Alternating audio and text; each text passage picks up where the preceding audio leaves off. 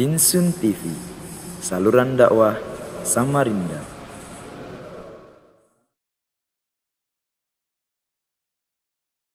Assalamualaikum warahmatullahi wabarakatuh.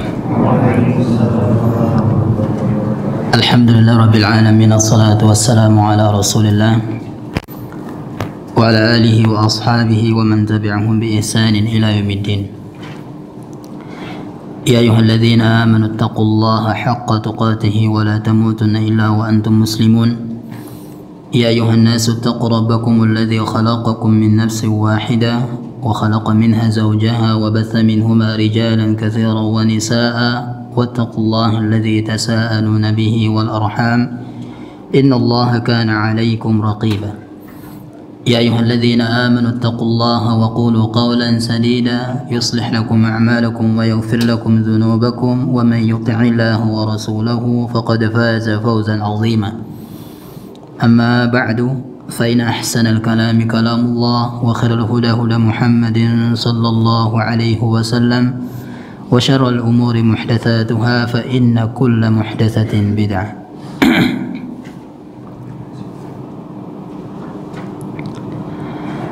Para jemaah yang dirahmati Allah Subhanahu wa taala, pada malam hari ini kembali kita akan melanjutkan pembahasan tentang tauhid. Ini sebagai persiapan rohani kita untuk menyambut bulan Ramadan. Ruh kita harus siap untuk menyambut bulan Ramadan, dan sekali lagi makanan bagi ruh kita adalah ilmu agama. Jika jasad kita kuat namun ruh kita tidaklah sanggup atau tidak kuat, hati kita tidak kuat, maka kita tidak akan bisa maksimal untuk beribadah kepada Allah Subhanahu wa taala. Betapa banyak orang yang jasadnya, badannya itu kuat, kekar dan seterusnya, namun hatinya lemah untuk beribadah kepada Allah Subhanahu wa taala, maka tentu yang lainnya pun akan juga menjadi lemah. Karena hati kita inilah raja dan anggota badan yang lainnya adalah prajuritnya.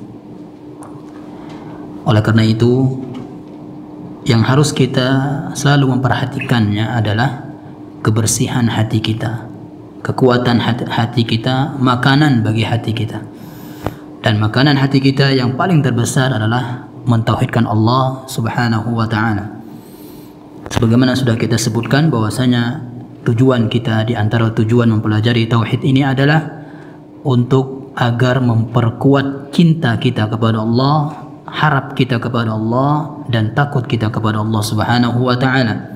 Kalau yang tiga ini sudah kuat, maka apapun ibadah, seberat apapun ibadah yang akan diperintahkan Allah Subhanahu wa taala kepada kita, maka kita akan dimudahkan untuk melakukannya. Para jemaah hormati Allah tabaraka wa taala, hadis yang selanjutnya adalah hadis as-salasun, hadis yang ke-30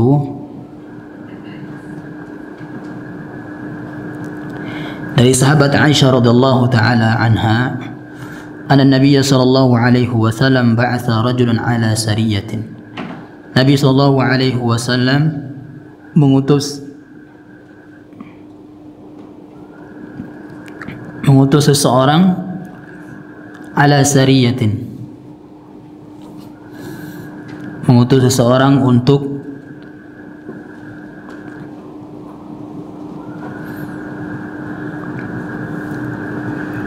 menyusul sariyah. Sariyah ini adalah pasukan ya dari para sahabat. Dan ini dalil bahwasanya Nabi SAW waktu Nabi SAW untuk mengutus para sahabat atau pasukannya adalah di waktu yang diberkahi, yaitu waktu pagi. Waktu pagi. Wa kana yaqra'u li ashabihi fi salatihim. Dan laki-laki yang diutus ini oleh Nabi SAW menjadi imam para sahabat, menjadi imam salat subuh para sahabat. fayakhtimu bi qul huwallahu ahad. Kemudian setiap bacaan surah, di setiap satu rakaat dia baca surah, misalnya surah Al-Kafirun misalnya, kemudian ditutup dengan qul huwallahu ahad, ya, surah Al-Ikhlas. Berarti membaca 2 surah dalam satu rakaat. Kemudian juga rakaat kedua juga seperti itu, baca surah yang lain, misalnya surah At-Tin, kemudian ditutup lagi dengan surah Al-Ikhlas. Dan ini dalil bahwasanya boleh bagi seorang itu dibolehkan bagi seorang imam untuk membaca surah yang sama di rakaat yang pertama, seperti rakaat yang pertama. Misalnya di rakaat yang pertama dia membaca surah Al-Kafirun, boleh baginya untuk membaca surah Al-Kafirun lagi di rakaat yang kedua. Nah, ini bukan suatu yang aneh. Ini bukan suatu yang bid'ah. Ternyata ada dalilnya.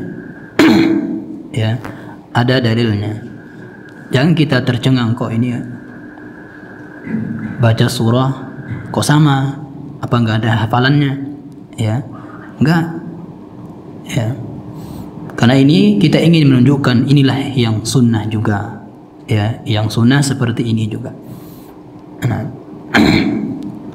Falamma raja'u dzakaru dzalika lin-nabi sallallahu alaihi wasallam. Ketika para sahabat yang jadi makmum ini juga mereka tercengang juga, ya. Soalnya baru pertama kali dia mendengar imam yang seperti itu. Rakaat pertama juga kulhu, ya. Rakaat kedua juga seperti itu.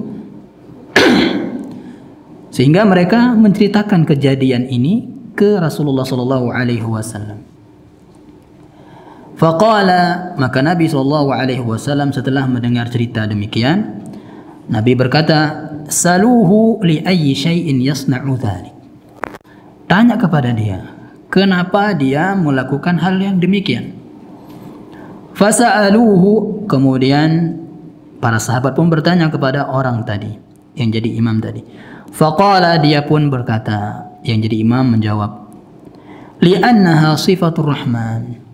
Kenapa dia baca qul huwallah juga di rakaat pertama, rakaat kedua juga qul huwallah? Dia mengatakan karena di ayat atau di surah ini ada sifat Allah. Ya, ada sifat Allah. Wa ana uhibbu an aqra'a biha, dan saya sangat menyukai membaca qul huwallahu ahad ini. Ya. Makanya ini juga mungkin alasannya para imam di masyarakat kita itu, ya, surah yang favorit adalah surah qul huwallah, ya. Mungkin juga demikian juga kita demikian, ya. Di setiap kita sholat sunnah qul huwallah, sholat sunnah lagi qul huwallah. Nah, tidak mengapa, ya. Tapi kita seyogyanya kita beralasan demikian, ya. Karena saya menyukai surah ini karena terdapat sifatur rahman, sifat Allah subhanahu wa ta'ala. Faqala Nabi sallallahu alaihi wasallam, maka Nabi sallallahu alaihi wasallam mengatakan, akhbiru, berikan kabar kepada dia, annallaha yuhibbuhu, karena dia cinta surah tadi karena ada sifat Allah, maka Allah pun menjadi cinta kepada orang tersebut. Nah, para jemaah rahmati Allah tabaraka wa taala, dan surah Al-Ikhlas ini di antara keutamaannya adalah ta'dilu thulutsal Quran, sebanding dengan sepertiga Al-Quran. Ya, maksud di antara maksud sebanding dari sepertiga Al-Quran adalah bukan berarti membaca sepertiga dari Al-Quran surah Al-Baqarah sampai surah demikian, misalnya sepertiga Al-Quran. Bukan maksudnya ini lebih besar pahalanya daripada sepertiga dari surah Al-Baqarah sampai surah ininya dari sepertiga itu, ya. Tetap yang sepertiga dari awal, ya, itu lebih utama membacanya, ya. Jadi maksudnya adalah ta'dilu thulutsal Quran, sebanding dengan sepertiga Al-Quran. Maksudnya adalah isi Al-Quran, ya. Sepertiga dari isi Al-Quran itu tauhid, sepertiganya lagi adalah perintah dan larangan, sepertiganya lagi adalah cerita, ya, kisah-kisah, orang-orang terdahulu. Nah, para jemaah hormati Allah tabaraka wa taala. Dalam hadis di atas, di sini pengarang menyebutkan bahwasanya yang pertama adalah tentang surah Al-Ikhlas. Syekhul Islam Ibnu Taimiyah rahimahullah mengatakan, tadammanat hadhihi suratu min wasfillahi subhanahu wa ta'ala alladhi yanfi qawla ahli at-ta'til wa qawla ahli at-tamthil ma sarat bihi hiya al-aslu al-muta'amadu fi masail adh-dhat. Surah ini, surah Al-Ikhlas ini mengandung sifat Allah Subhanahu wa taala yang menafikan pendapat atau statement dari ahlu ta'til yang mereka mengingkari sifat Allah. Ya. Kalau mereka mengingkari sifat Allah, buktinya di sini dalam surah Al-Ikhlas ada sifat Allah Subhanahu wa taala. Kemudian menafikan atau membantah perkataan pendapat dari ahlu tamthil yang mereka menyerupakan Allah Subhanahu wa taala dengan makhluk misalnya. Ya. Dalam surah Al-Ikhlas ini ada bantahannya juga. Ya, ada bantahannya juga. Nah. Kemudian yang kedua adalah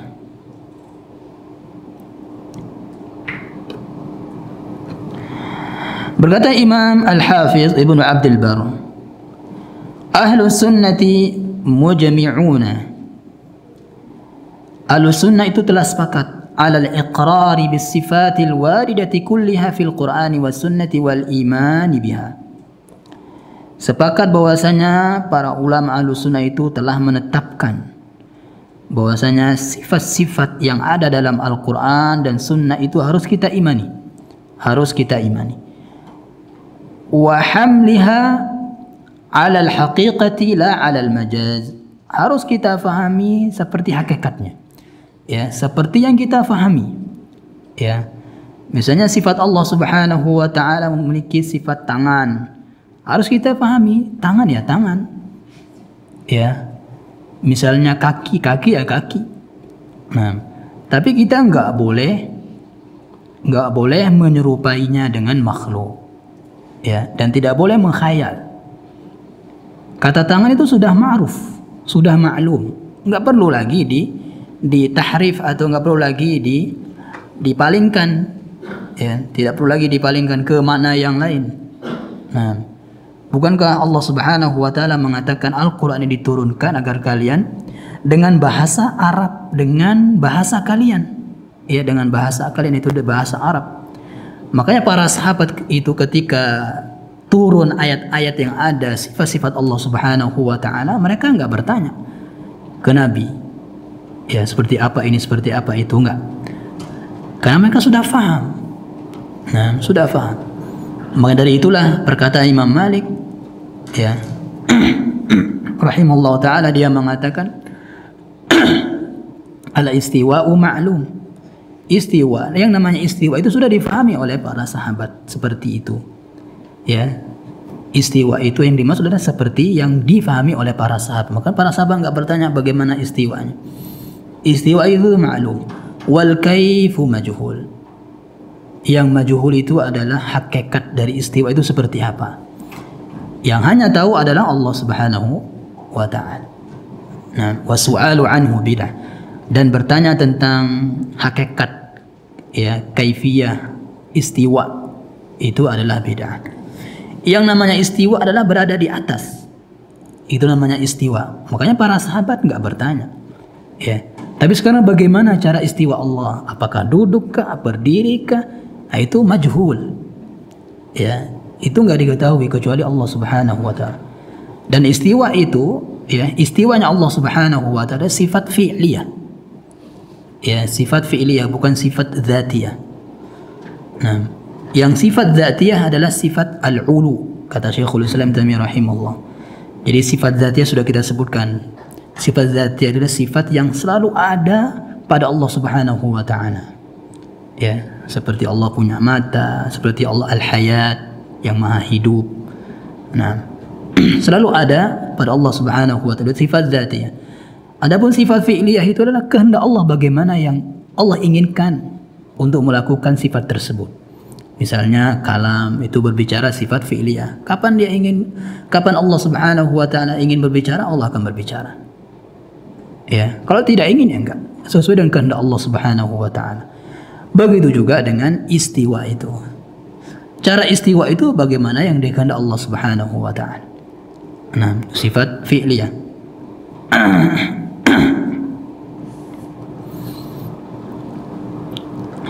Kemudian yang ketiga di sini, annal asma'a was sifati taqumu ala thalathati usulin. Bahwasanya nama-nama dan sifat Allah Subhanahu wa taala itu harus berdiri tegak, harus kita yakini sesuai dengan 3 usul, ya, 3 dasar, 3 rumusan berikut ini. Ya. Yang pertama adalah al-imanu bima wasafa Allahu bihi nafsah. Kita harus beriman, yakin, meyakini apa yang Allah sifati untuk dirinya dalam Al-Quran atau dalam hadis Nabi Sallallahu Alaihi Wasallam.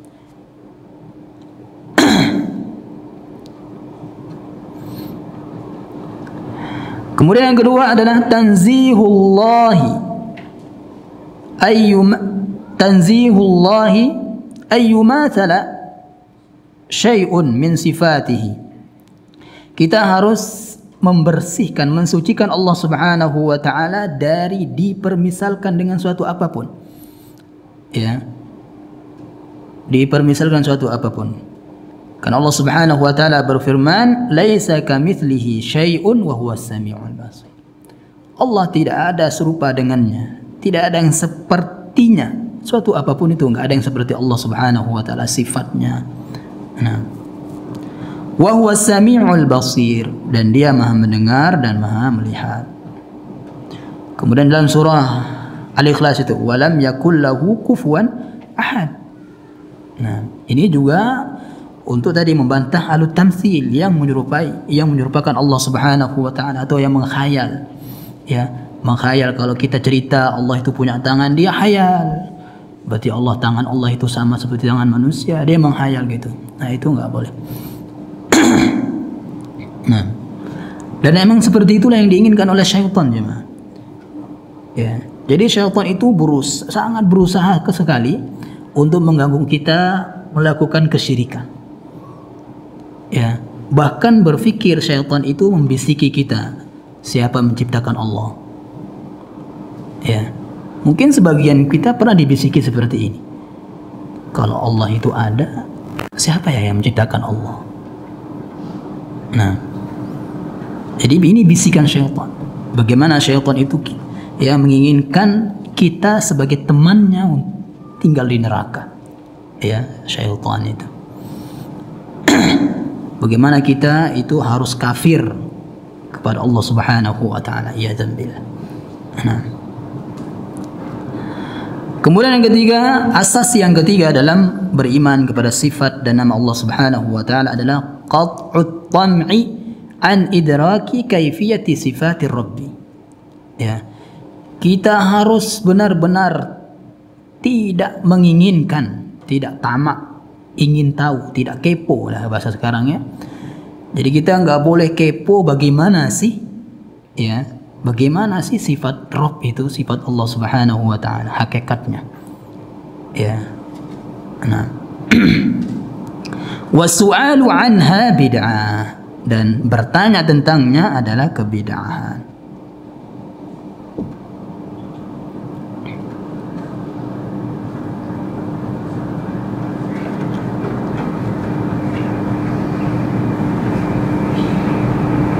Nah, kemudian yang keempat adalah tentang li'annaha sifatur rahman, karena di sana ada sifat ar-rahman, wa ana uhibbu an aqra'a biha, dan saya sangat suka membacanya. Maka Nabi SAW mengatakan, kasih tahu dia bahwasanya Allah mencintainya. Maka di sini Syekhul Islam mengatakan, wa hadza yaqtadi an ma kana sifatan lillah min al-ayati fa innahu yustahabbu qira'atuhu. Jadi kalau ada ayat-ayat yang di situ ada dijelaskan sifat Allah Subhanahu wa taala, maka dianjurkan untuk membacanya. Wallahu yuhibbu dzalik, dan Allah sangat cinta yang demikian. Wa yuhibbu man yuhibbu dzalik, Dan Allah mencintai orang yang mencintai demikian. Nah.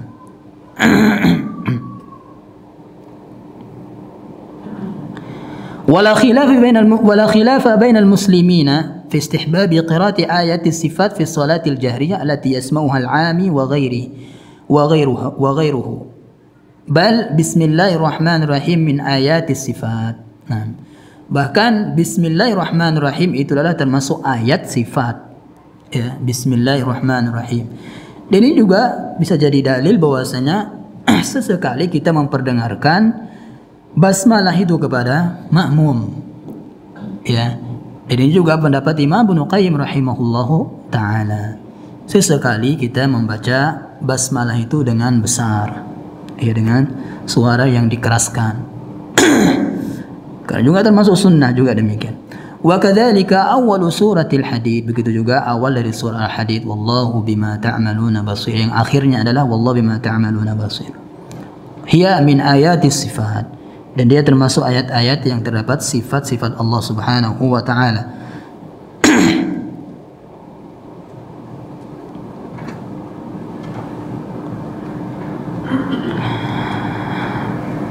Kemudian yang kelima,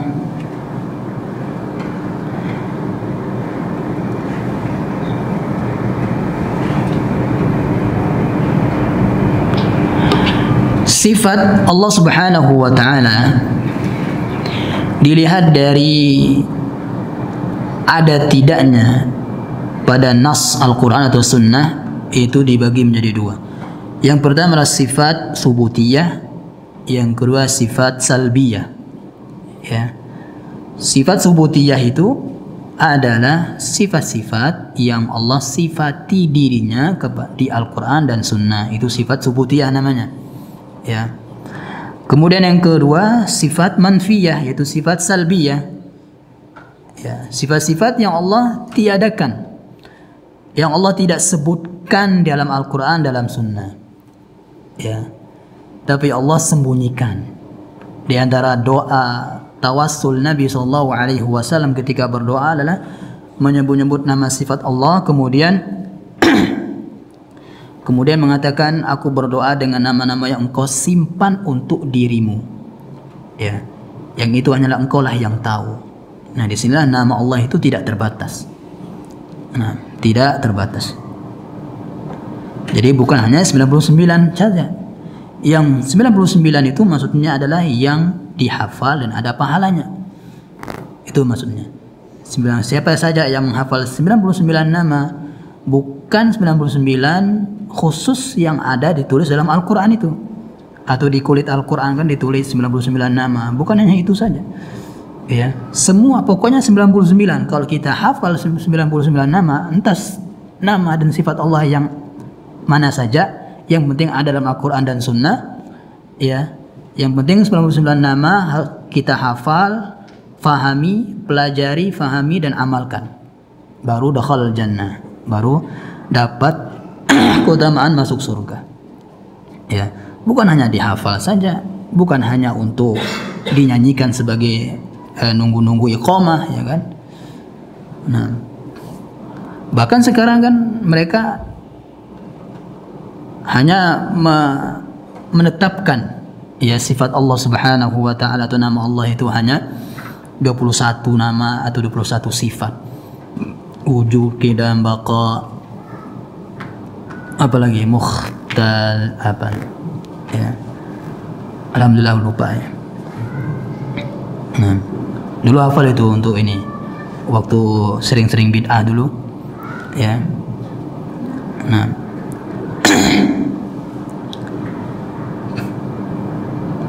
nah itu sifat, pembagian sifat Allah, ada sifat subutiyah, ada sifat salbiyah.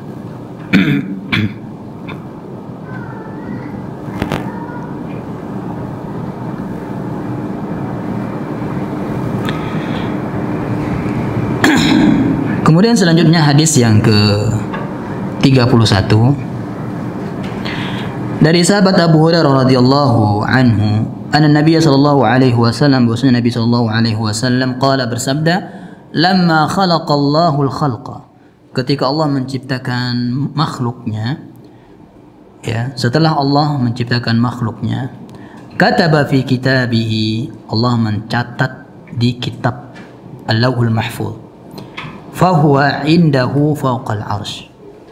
Nah, dan kitab itu ada di sisi Allah Subhanahu wa taala fawqal arsy, di atas arsy Allah Subhanahu wa taala. Makanya enggak ada yang tahu isinya.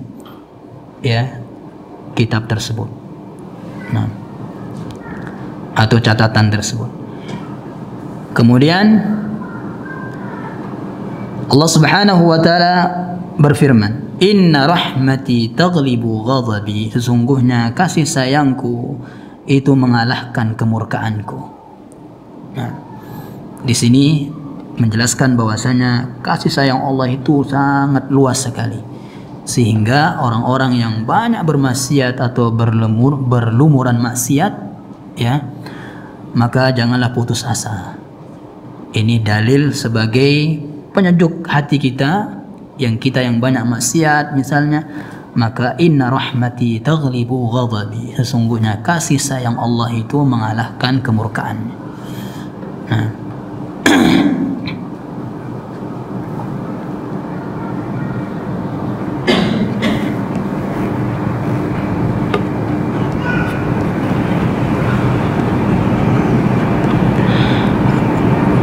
rahmati Allah Subhanahu wa taala.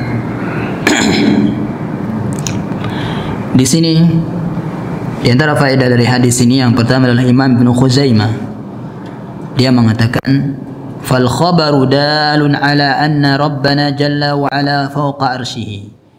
Hadis di atas menunjukkan bahwasanya Rabb kami, Rabb kita jalla wa ala itu ada di atas arsy, fawqa arsyihi.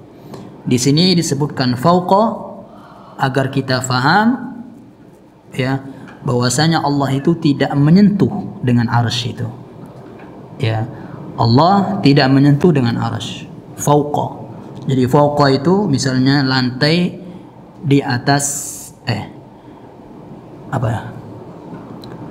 langit-langit itu di atas lantai.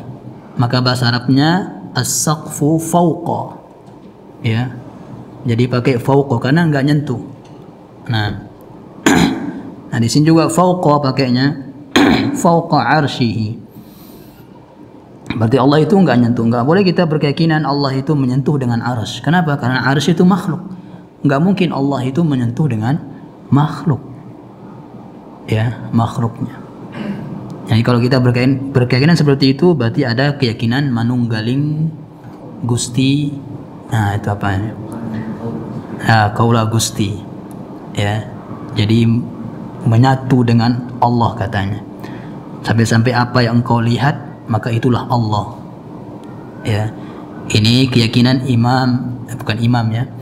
keyakinan Ibnu Arabi, ya, Ibnu Arabi yang wahdatul wujud. Nah,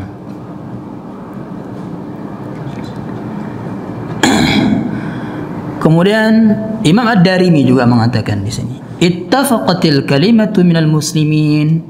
Jadi pendapat kaum muslimin itu satu kata, ya, annallaha ta'ala fawqa arsyihi fawqa samawatihi. Allah itu di atas arsy-Nya dan di atas langitnya. Nah, jadi satu kata kaum muslimin. Dan kaum muslimin yang pertama kali dimaksud di sini adalah para sahabat. Ya, para sahabat telah satu kata bahwasanya Allah itu di atas arsy. Nah, sekarang ada muncul yang mengingkari, yang enggak setuju Allah itu di atas arsy-Nya. Ya. Mereka mengatakan, kita akan sebutkan di sini. Pokoknya orang-orang yang enggak setuju dengan Allah di atas arsy, berarti yang lainnya akan menyimpang juga. Ya. Seperti sekarang ada yang sedang viral ini, jemaah. Ruh kita ini punya nama katanya. Ya. Nanti kalau mau dapat nama ruh silakan catat nama-nama kalian, nanti saya akan ini. Ya. Nanti saya akan kirim ke Al-Ghaus katanya. Nanti saya kirim ke Wali Al-Ghaus. Ya. Jadi orang-orang sufi demikian. Nah, nanti dari situ dapat uang. Ya. Kata Pak Idrus Ramli, ya kan? Itu dibantah oleh Pak Idrus Ramli. Sama-sama itu. Ya. Sama satu ini. Nah, satu paket. Jadi sekarang mereka saling bantah. Kemarin akur, sekarang saling bantah. Ya. Nah, itu bahasa-bahasanya orang-orang sufi. Sampai ruhnya pun punya nama. Nah. Padahal Nabi SAW dulu ketika ditanya tentang ruh itu, ya, tentang ruh, maka turunlah ayat. Ya. Turunlah ayat. Ruh itu adalah urusan Allah Subhanahu wa ta'ala. Nah. Kemudian Imam Al-Auza'i rahimahullah mengatakan di sini, kunna wattabi'una mutawafiruna naqulu, kami dan para tabi'in yang bertemu dengan para sahabat, ya, masih hidup banyak, ya, kami di sini dengan para tabi'in berkeyakinan innallaha ta'ala dzikruhu fawqa arsyihi, di atas arsy, ya, wa nu'minu bima waradatis sunnatu bihi min sifatihi jalla wa ala. Ini juga yang diyakini oleh Imam Syafi'i rahimahullah ta'ala. Makanya mereka enggak mau mengambil akidahnya Imam Syafi'i, ya, mereka hanya mengatakan fikih kami fikih Syafi'i, akidah kami akidah Maturidiyah atau Asy'ariyah, al-Asy'ariyah. Nah, jadi yang Ahlussunnah hanya dua ini saja. Kalau enggak Maturidiyah, al-Asy'ariyah. Nah, kalau akidahnya enggak yang dua ini, maka dia bukan Ahlussunnah katanya. Nah.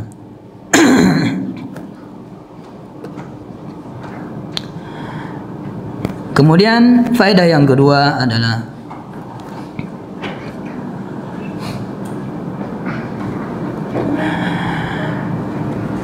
al-istiwa'u 'inda as-salafi lahu arba'atu ma'anin kulluha sahihatun. Al-istiwa, namanya istiwa itu dalam pandangan para salaf itu ada 4 maknanya, ya, istiwa itu. Dan semua yang 4 ini sahihah, ya, telah dijelaskan atau sesuai dengan perkataan pendapat atau bahasa Arab, ya, dan juga ada di Al-Quran atau dalam hadis. Nah, yang pertama adalah irtafa'a. Irtafa'a ini maksudnya tinggi, ya, tinggi. Irtafa'a itu angkat, berarti namanya diangkat berarti tinggi. Kemudian ala artinya tinggi, al-ulu, subhana rabbiyal a'la, itu ala, tinggi. Kemudian wasa'ida, ya, artinya naik, ya, naik. Nanti di sini ada dalilnya. Kemudian wastaqarra, istaqarra itu menetap, ya, istaqarra artinya menetap. Nah, jadi yang 4 ini, ya, difahami oleh para salaf arti dari istiwa itu.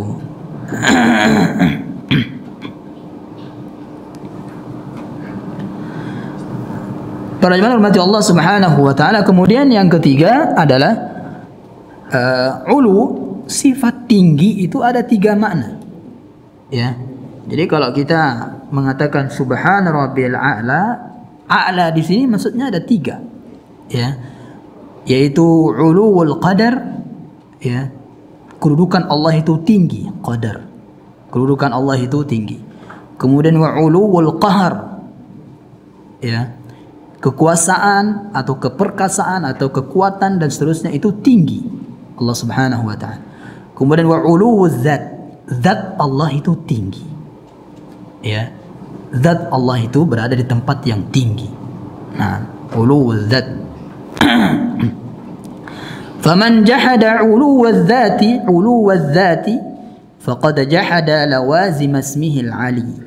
Nah, kata Imam Ibnu Qayyim, siapa saja yang mengingkari, ya, yang mengingkari ulu zat, ya, zat Allah itu ada di atas, maka dia telah mengingkari ya lawazim, ya keharusan dari sifat Allah al-ulu yang kita mengatakan subhana rabbil a'la.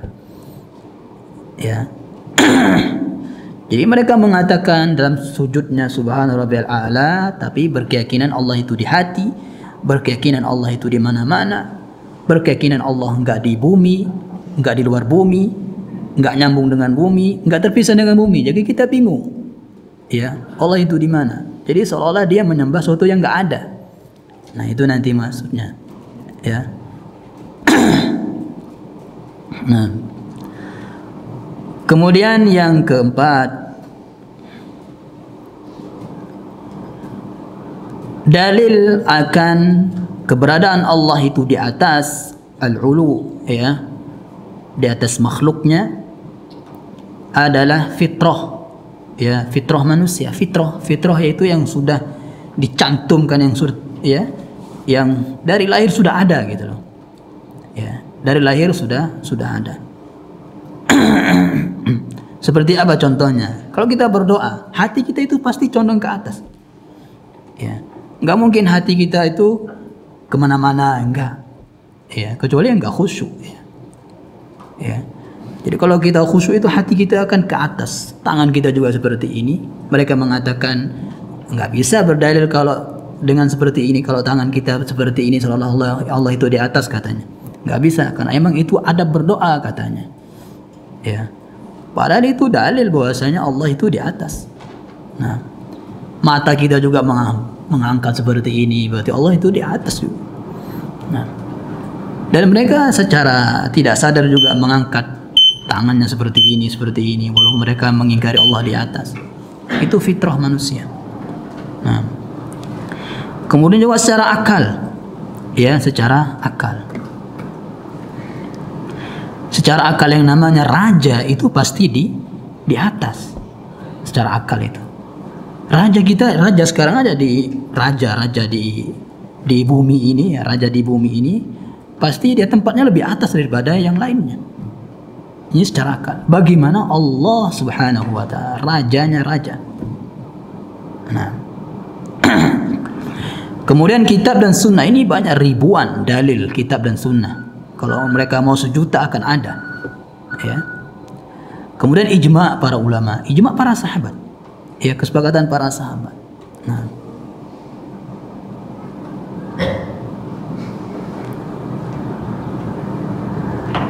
kemudian kita tutup dengan ini, yaitu orang-orang yang menyimpang, orang-orang atau kelompok-kelompok yang menyimpang dari Ahlussunnah wal Jamaah, ya.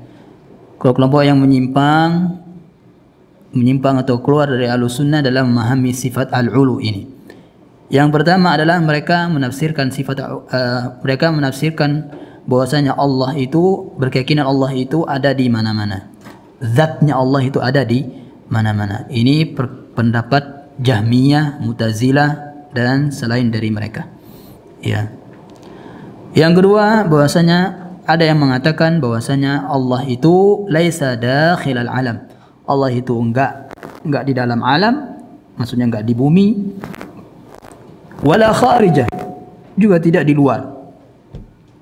Wala huwa muttasilun bil alam, dan dia juga Allah Subhanahu wa taala tidak nyambung, tidak nyentuh dengan alam. Wala huwa munfasilun anhu, dan juga tidak terpisah dengannya. Nah, ini kita enggak tahu apa sih maunya orang ini, ya. Kemudian ini pendapat al-Asy'ariyah al-mutaakhirin. Ini pendapat orang-orang Asy'ariyah mutaakhirin. Mutaakhirin itu yang datang sekarang-sekarang ini, ya. Kemudian wal Maturidiyah, ini juga pendapat orang Maturidiyah. Iya, seperti itu pendapat mereka, ya. Allah itu enggak di kiri, enggak di kanan, enggak di atas, enggak di bawah. Nah, ini mereka. Jadi mereka tuh mikir, kenapa mereka berpendapat demikian, ya? Karena kalau mereka mensifati Allah yang berada di atas, berarti kita telah menjisimkan Allah, ya. Berarti kita telah berkeyakinan Allah itu berjasad. Nah, seperti manusia, seperti makhluknya. Itu yang mereka yakini. Makanya mereka nggak mau Allah itu mengatakan Allah itu berada di atas, ya. berarti Allah itu bisa ditunjuk katanya kan, padahal dia nunjuk juga ya. Nah, jadi bantah diri sendiri. Dan ini keras ya azabnya kelak itu kalau ini kita nggak yakini seperti Allah itu di atas arsy. Ya, ini sifat Allah Subhanahu wa taala. Mengingkari sifat Allah wah bahaya sekali. Ya. Dosanya lebih besar daripada mengingkari yang lainnya. Ya, ini tauhid, masalah tauhid. Nah. Kemudian tentang aras di sini insyaallah kita akan lanjut di mungkin setelah Ramadan ya. Insyaallah. Nah. Subhanallah bihamdika asyhadu an la ilaha illa anta astaghfiruka wa atubu ilaik. Assalamualaikum warahmatullahi wabarakatuh.